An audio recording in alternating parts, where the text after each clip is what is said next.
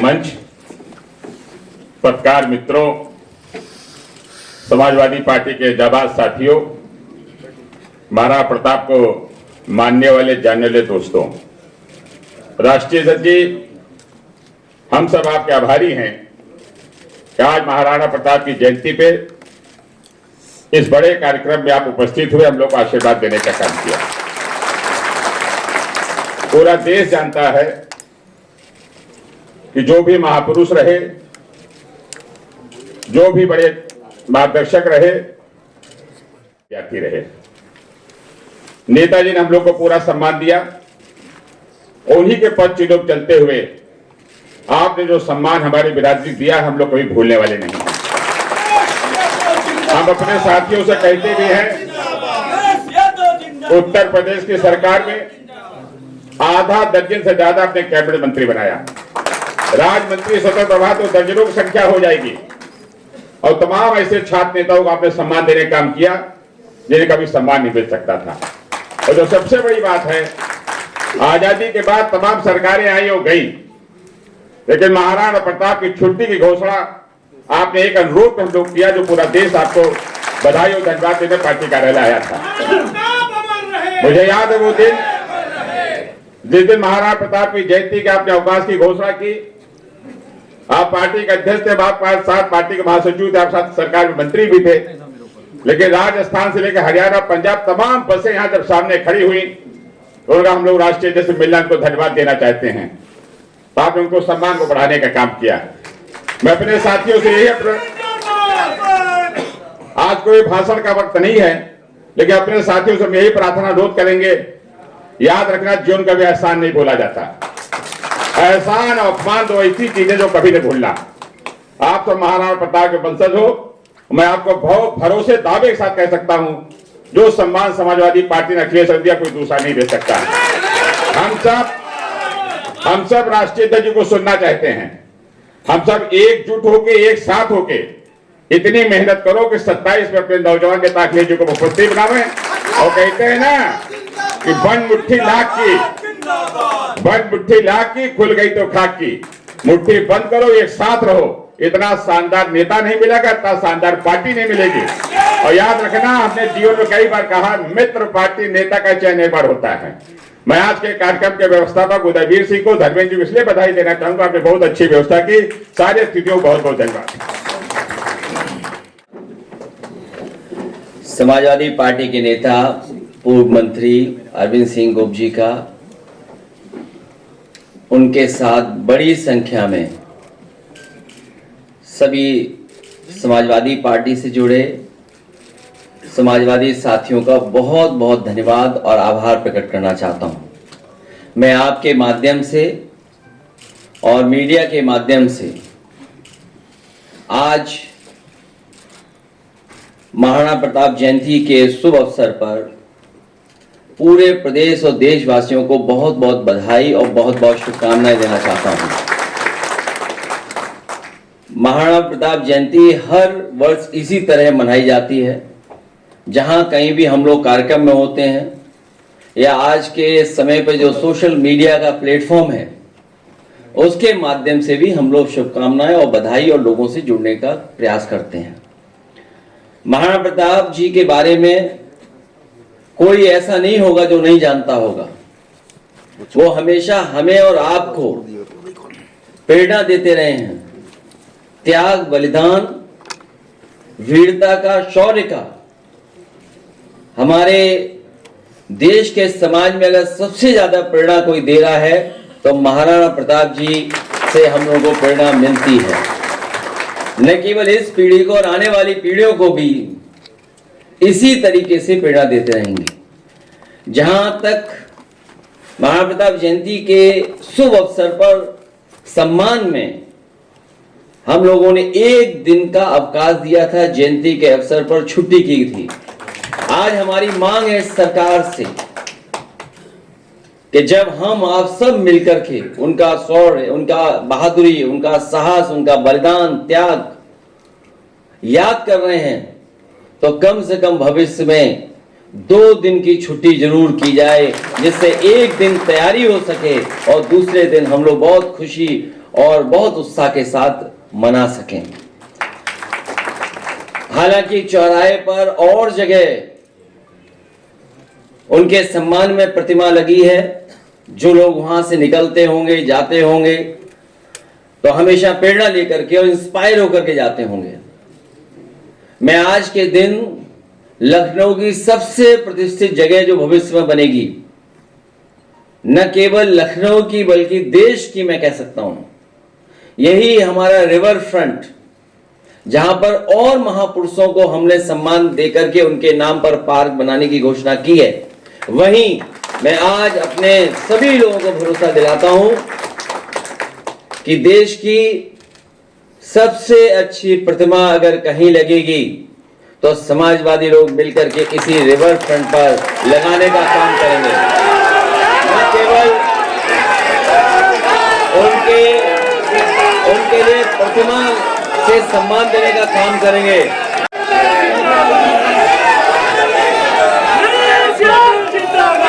वहीं जहां हम सब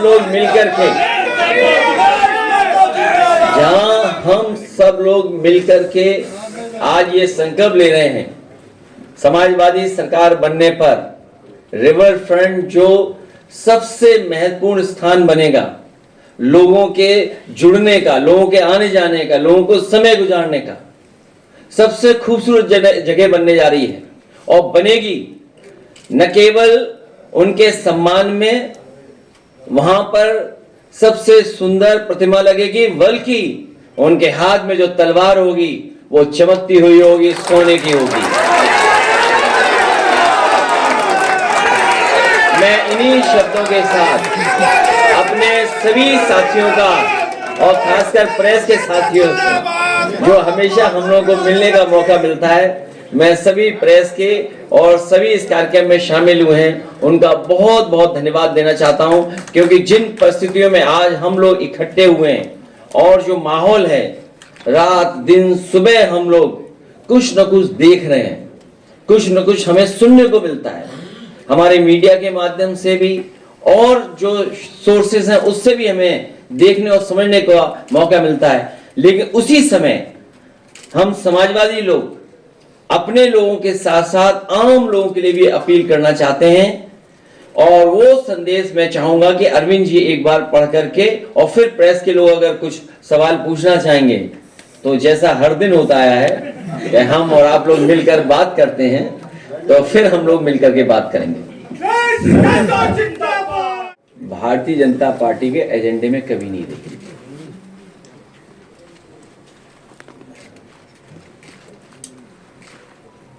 एक पुष्ट गोप जी बोल रहे थे कि जब समाजवादी पार्टी सरकार बनी थी तब कई कैबिनेट मंत्री, कई राजमंत्री थे, बहुतायत में क्षत्रियों का बोलबाला।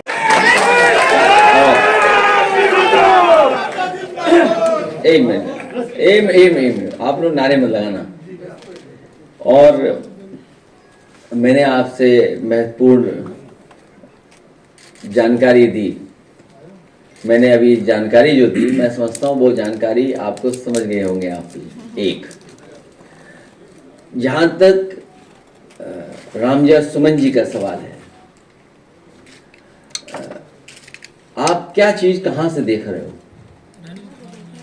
राज्यसभा, पार्लियामेंट और उसके बाद लगातार प्रेस में हम लोगों ने कहा कि कोई भी इतिहास नहीं उठाना चाहिए, और जो इतिहास हमें जोड़ता ना हो, जो इतिहास हमारे आप को सही रास्ते पे न ले जा रहा हो, उसको इतिहास को इतिहास ही रहने देना चाहिए। इतिहास में अच्छी चीजें भी हैं, खराब भी चीजें हैं, लेकिन उससे बड़ा सवाल जो है वो ये है कि इधर हम जो सरकारों को देख रहे हैं, हर चीज को ओन कर रहे हैं। मान लीजिए कुंभ हुआ, नाम महाकुंभ दे दिया। सबसे पहले महादानी सम्राट हर्षवर्धन ने शुरू किया, जो डॉक्यूमेंट हिस्ट्री है, लेकिन सरकार ने कभी उनका नाम नहीं लिया। महादानी सम्राट हर्षवर्धन का कभी नाम नहीं लिया गया। और फिर यह भी कहा गया कि इतने वर्षों बाद हो रहा है, ये पहली बार हो रहा है, जबकि हर कुंभ उतने वर्षों बाद ही होगा। तो जो ओन करने की आदत है कि महाराणा प्रताप जी केवल हमारे हैं, महाराणा प्रताप जी सबके हैं, ये जो नई संस्कृति, कुछ लोग, कुछ पॉलिटिकल पार्टी, शायद वो पॉलिटिकल पार्टी जिसके वो सदस्य नहीं रहे, वो सबसे आगे थे। जो पॉलिटिकल पार्टी आज सरकार में है, और अगर सदस्य उस पार्टी के रहे होते, तो जो पहला प्रस्ताव उस पार्टी का था, उसमें सेकुलर और सोशलिस्ट रास्ते पर देश को ले जाने के लिए संकल्प लिया था पहले उनके प्रेसिडेंट ने। इसलिए राजनीति में महापुरुषों को नहीं लाना चाहिए और उससे राजनीतिक लाभ नहीं उठाना चाहिए। सभी महापुरुष हमारे आपके हैं। आलाउदल हमारे आपके हैं, वीर लोरिक हमारे आपके हैं, महाराणा प्रताप जी हमारे आपके हैं। इसमें कोई दिक्कत हो तो बताओ, किसी को शिकायत हो तो बताओ। हाँ, लेकिन जो आज की तस्वीर कोई देखेगा तो उसे जरूर तकलीफ होगी। और अगर मैं उनकी तस्वीर देखूं और उसमें मुझे कोई दिखाई दे जाए और अगर मैं कुछ कह दूं तो उन्हें बहुत तकलीफ होगी। घोषणा के बाद नींद भी नहीं आएगी आज उनको। मैं अपने धन्यवाद देता हूं पत्रकार साथी को महत्वपूर्ण सवाल पूछने के लिए। और मैं आपको एक बात और जोड़ दूं, उसमें सहयोगी लोग बहुत थे जिनको हम लोगों ने सरकार में बड़ा सम्मान दिया। अब आगे मत पूछना। अखिलेश जी, एक सवाल है कि बहराइच में जो जेठ मेला लगता था, प्रशासन ने उसकी अनुमति नहीं दी है। और देखिए कहां से, इसीलिए मैंने कहा आपसे, और मैं फिर वही बात जोड़ता हूं, मेला किस समय किस तरीके से शुरू हुआ होगा, उस इतिहास में हम लोगों को नहीं जाना चाहिए। भारत देश आजाद हो गया, हम मेले संपन्न कराते हैं। नाम जरूर हो सकते हैं पुराने, या किसी के नाम से, स्थान की वजह से नाम हो सकता है, लेकिन मेले का मतलब ये नहीं कि मेले में क्या कोई और परंपरा चल रही हो। मान लीजिए बटेश्वर का मेला है, सब आते हैं, सब लोग, घोड़ा हाथी जाने क्या क्या आता है उसमें, जाने कहां कहां के व्यापारी कारोबारी आते हैं। इसी तरह हर मेले में कारोबारी व्यापारी आते हैं। भारतीय जनता पार्टी कभी कारोबार को बढ़ावा नहीं दे सकती, क्योंकि कारोबार हमें जोड़ता है, काम हमें जोड़ता है, रोजगार हमें जोड़ता है। वो कारोबार के पक्ष में नहीं रह सकते हैं। मेले में हम एक दूसरे से मिलते हैं, किसी ने झूला लगाया, किसी ने दुकान लगाई, कोई सामान लाया, किसी ने सामान बनाया, बेच कौन रहा है, खरीद कौन रहा है। मेला मिलने की जगह होती है, इसलिए मेला है। ये रोजगार कारोबार के खिलाफ लोग हैं। अभी हम और आप लोग चिंता कर रहे हैं, सोशल मीडिया पर वॉर हो रहा है, इस वॉर में कोई हमारे आपके हाथ से कोई चीज चली गई, वो हमें आपको पता ही नहीं है। LOI इशू हो गया, हमें आपको पता ही नहीं लगा। भाई इस दौरान हमारे आपसे कुछ चीजें चली गई हाथ से। सोचो भविष्य में आत्मनिर्भरता, सिक्योरिटी, उसका सवाल क्या है, उसके लिए सरकार ने क्या किया। लेकिन क्योंकि हम वॉर में हैं, हम पड़ोसी देश से हम उलझे हुए हैं, हम कोई सवाल भी नहीं सरकार से कर सकते हैं। लेकिन अखबारों में जो मैंने पढ़ा, LOI इशू हो गई। क्या भविष्य में जो आने वाली पीढ़ी है, क्या हम उसको सिक्योरिटी देके जा रहे हैं देश की? क्या हमारा देश उसी से आत्मनिर्भर होगा? इसलिए आपको हमें मेले में उलझाए हैं और दूसरों के लिए मेला दे रहे हैं, सब मेला मेला करे दे रहे हैं। अखबार पढ़िएगा ध्यान से, कुछ है मामला, शायद कुछ लोग जान गए होंगे। ये सवाल मैं आपके सामने ला रहा हूं। अगर मैं पॉलिटिक्स में नहीं होता तो शायद नहीं सवाल पूछता, तो हम भी एडवाइजरी मान करके घर में बैठे होते। लेकिन आप बंकर अंकर खुलवा लेना।